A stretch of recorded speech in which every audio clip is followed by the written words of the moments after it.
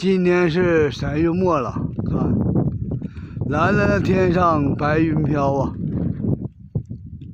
今天零上12度啊，暖和了。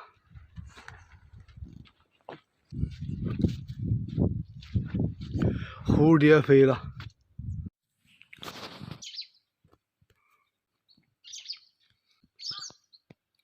这叫白鸟。现在是5点10几分。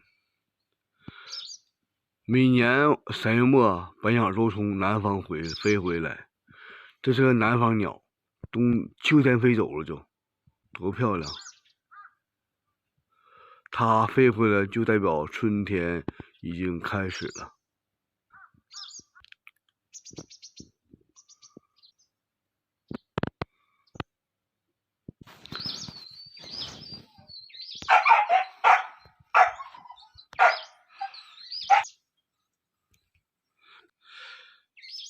看，这个班长又来我家筑窝了。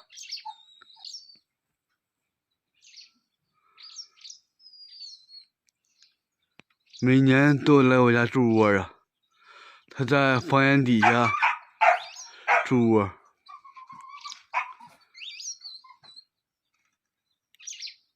你要是不伤害它，每年都来。鸟跟人一样，都有灵性的。你对它好，它也会对你好的。所以每年都来筑窝。